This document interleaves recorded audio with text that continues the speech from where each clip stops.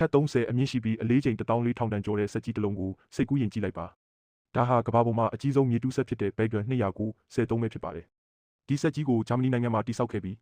မြေပြင်ဖွင့်လှစ်မိုင်းတွင်းတွေမှာအသုံးပြုဖို့ဒီဇိုင်းလုပ်ထားတာပါရှေ့ဘက်မှာအဝိုင်းပုံစံနဲ့တက်ဆင်ထားတဲ့ဓာတ်ကဲ့သို့သောတူကောင်းကြီးထဲမှာအရွယ်အစားကြီးမားတဲ့တူပုံးတွေကိုအစီအစဉ်တကျစီထားပါတယ်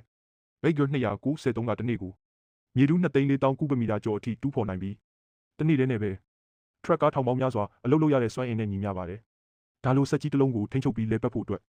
အလုပ်သမားအဖွဲ့အများကြီးလိုအပ်တယ်လို့ထိမ့်သိမ့်ပြုပြင်မှုလည်းအလွန်အရေးကြီးပါတယ်အလေးချိန်များစွာရှိပေမဲ့ဒီစက်ကြီးကတော့ကြီးမားတဲ့ခြေထောက်ပုံစံတံပီးတွေကိုအသုံးပြုပြီးတဖြည်းဖြည်းနဲ့ရွေ့လျားနိုင်ပါတယ်အဝေးကကြည့်ရင်မိုင်းတွင်းအလယ်မှာလှုပ်ရှားနေတဲ့တန်သားနဲ့လှုပ်ထားတဲ့အံ့ဩဖွယ်တိရစ္ဆာန်ကြီးတစ်ကောင်လိုပဲမြင်ရပါတယ် Bagger 293ဟာမြေတူးစက်တစ်လုံးသာမဟုတ်ပါဘူးဒါဟာလူသားတွေကစွမ်းအင်နဲ့တဘာဝအရင်းမြစ်တွေကိုရှာဖွေအသုံးချဖို့ဘလောက်အထိကြီးမားပြီးရဲရင်တဲ့အရာတွေကိုဖန်တီးနိုင်တယ်လဲဆိုတာကိုသက်သေပြနေတဲ့အထင်ကရသင်္ကေတတစ်ခုလည်းဖြစ်ပါတယ်